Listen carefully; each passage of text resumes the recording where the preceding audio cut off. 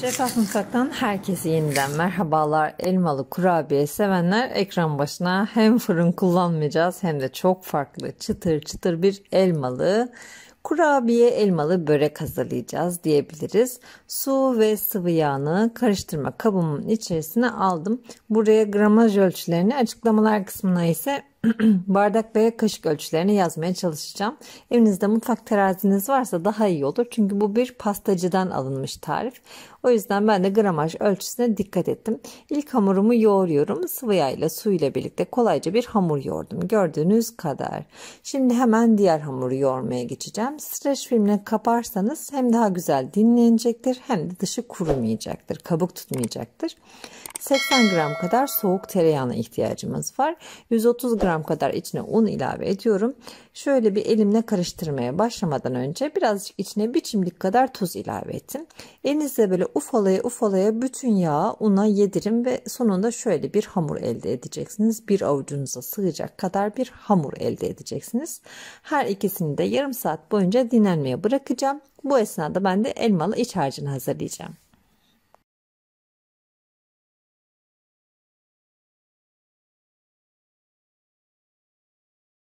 Elmalı kurabiyede olduğu gibi rendelemeyeceğiz de biraz daha dişe dokunur, daha içi sulu sulu kalsın, daha bir elma elma olsun içinde istiyoruz. O yüzden böyle küçük küçük küpler halinde elmaları doğrayarak başlıyorum. Benim kullandığım elmalar bugün organik, tatlı tatlı Amasya elması gibi elmalar. Şimdi onları tavaya alacağım. Biraz şekerle birlikte, biraz çok tatlı olduğu için 2 yemek kaşığı şeker koydum içine. Siz elmanızın tadına göre şekerini ayarlayabilirsiniz. Bütün suyu salıp çekene kadar yüksek ateşte kavurduktan sonra, bütün suyunu çektikten sonra içine 1 yemek kaşığı kadar tereyağı atıyorum. Bu tereyağı sayesinde başlıyorlar elmalar hem çok güzel kızarmaya hem de bir taraftan içine ilave ettiğim esmer şekerle birlikte karamelize olmaya. Şimdi içine bir tane malzeme daha ekleyeceğiz ki bu malzemeyi aslında bütün elmayı birbirine bağlayacak. Hamurun içine fazladan su salmasını engelleyecek. Bu da 40 milim kadar suyun içine bir tatlı kaşığı nişastayı ekleyip şöyle karıştırıyorum. Soğuk suyun içine eklediğim için topaklanma olmuyor. Bunu böylece elmanın üzerine ilave edeceğim. Hızlıca karıştıracağım. Bu yöntemi çok ama çok tuttum. Özellikle elmalı turta yaparken, yani bu böyle karamelize elma hazırladıktan sonra bir nişastalığıyla birbirine bağlarsak bence hiçbir şekilde hamur ıslanmadan ikisi de ayrı telden çalabilir içinde. Yerken bütünleşir ama pişerken asla birbirine engel olmaz. Pişmesine engel olmaz elmalar. O yüzden bu yöntemi çok sevdim. Nişasta ile birlikte bağlama yöntemi. Hatta bir de kurabiyede denemek istiyorum bunu. Şöyle bir gönlünüzden geçen kadar tarçın. Altını kapattım tarçın ilave etmeden önce. Çünkü tarçın kavrulmaya hiç gelmez. Kavruldukça acısı çıkar. O yüzden altını kapattıktan sonra tarçın ilave edebilirsiniz. Ve hatta içine ceviz de çok yakışır. Ben bir dahaki yaptığımda içine iri iri ceviz de koymayı düşünüyorum. Şimdi dinlenen hamurlarımı 10'ar adet bezeye böleceğim. Her birinin aynı olması çok önemli aslında. Böylece işte bir tanesinin içinden taşarken diğerinin içine küçük gelmez hamurlar. O yüzden her iki hamuru da 10'ar bezeye bölmek önemli.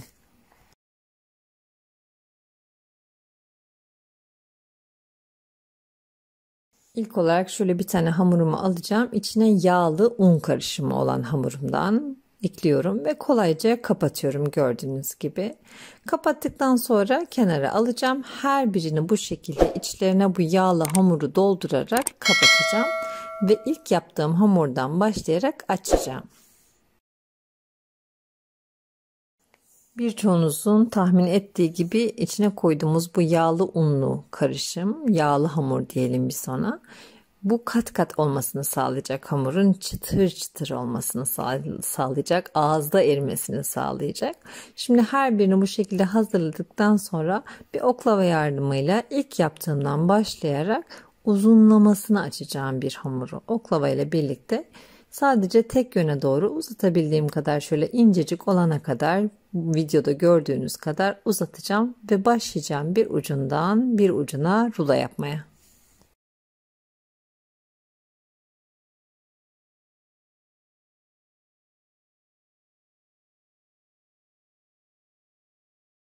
Kolayca rulo yaptım. Hemen kenara alıp diğer hamurlarımı da aynı şekilde bir oklava darbesiyle açacağım ve tekrar bir parmak darbesiyle de gördüğünüz gibi kolayca rulo haline getireceğim.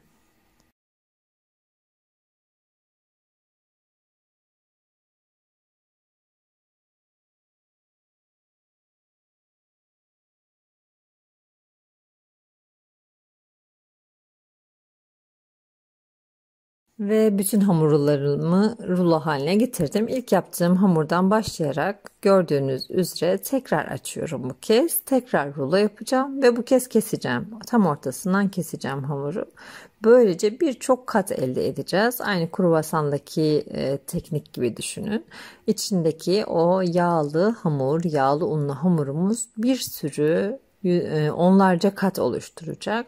Gördüğünüz gibi hamuru rulo haline getirdim ve tam ortasından bıçakla birlikte keseceğim. Bütün hamurlarımı aynı şekilde hazırlayacağım. Hem hazırlaması çok zevkli hem de ortaya çıkan lezzet bambaşka.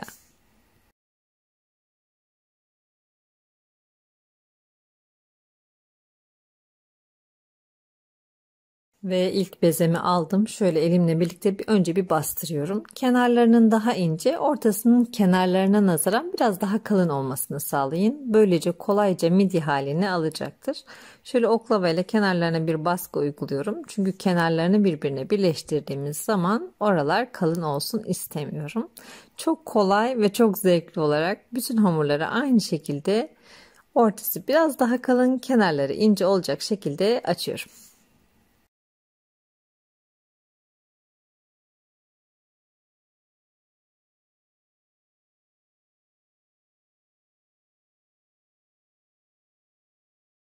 Sizleri sıkmamak adına sadece 2 tane hamur göstereceğim. Bütün hamurlarımı aynı şekilde hazırladım. Şimdi içlerini o benzersiz hazırladığımız elmalı harçla birlikte dolduracağız. Bugün bu hamurları fırında yapmayacağız. Yağda kızartacağız. Aslında hamurları yağda kızartırken aklımda birçok soru vardı. Acaba yağda kızartınca sert olur mu? İçine yağ çeker mi? Yediğin zaman mideyi rahatsız eder mi? Gibi birçok soru vardı. Eminim o kadar güzel oldu ki. Yani bu elmalı kurabiyeyi hani hiç aratmadı. Asla içine bir damla bile yağ çekmedi. Bol bol göstereceğim finalde inşallah. Şöyle kapattığımı, nasıl kapattığımı da göstermek istiyorum. Sizler dilediğiniz gibi kapatın ama sıkı kapansın ki hiçbir şekilde dışarıya fire vermesin. Dışarıdan içine yağ çekmesin. Gördüğünüz üzere parmağınızla bastırarak en ucunu inceltiyorsunuz ve içeriye doğru kapatıyorsunuz. Bu şekilde hem güzel bir böyle görüntü ortaya çıkıyor hem de çok güzel kapanıyor. Çok kızgın olmayan 150 dereceler 160 dereceler gibi yağda önlü arkalı sürekli böyle çevire çevire bütün hamurları kızartıyorum. Kızarttıktan sonra bir peçetenin üzerine sağlı sollu alacağım. En sona üzerinde kalan hamurlar da böylece bütün yağını peçeteye verecekler. Şimdi hepinizin aklında aynı soru. Tuğba, ben bunu yağda kızartmasam da fırına koysam nasıl olur? Bilmiyorum. Aslında deneyecektim. Dedim ki biraz kızartayım. Sert olursa birazını da fırında denerim dedim. Şöyle kızarttım, tadına baktım. Allah'ım, o kadar güzel olmuş. O kadar güzel olmuş ve içine yağ almamış ki ben fırında yapmayı seçmedim. Dedim ki mutlaka bu hamurun yağda kızarması lazım. Fakat siz denerseniz yorumlar kısmına yazın. Birçok insan çünkü merak edecektir eminim. Nar gibi kızaran böyle altın sarısından kırmızıya dönen hamurlarımı peçetenin üzerine alacağım. Diğer hamurları da çok fazla yağ soğutmamak adına çok fazla atmayacağım. Çünkü çok da kabarıyorlar. Bu şekilde sağlı sollu kızartmaya devam edeceğim. Sıcakken servis yapmak daha güzel oluyor bence. Ama ertesi güne kaldı bir iki tanesi. Onları da ben götürdüm. Onlar da gayet güzeldi. Ama benim tercihime gelirse sıcakken, hatta ılıkken çok güzel oldu. Üzerine biraz pudra şekeri serptim. Şöyle çıtırtısını duyuracağım size. Enfes oldu. Gerçekten çok güzel oldu. İnşallah sizler de bu lezzetli tarifi denersiniz ve beğenirsiniz. Beğenilerinizi bizlerle paylaşırsınız. Bu ve bunun gibi birçok tarif için kanalımı ziyaret edebilirsiniz. Videolarımızı beğenmeyi, paylaşmayı, yorum yapmayı ihmal etmeyin. Yeni tariflerde görüşmek üzere. Hoşça kalın, afiyetle kalın.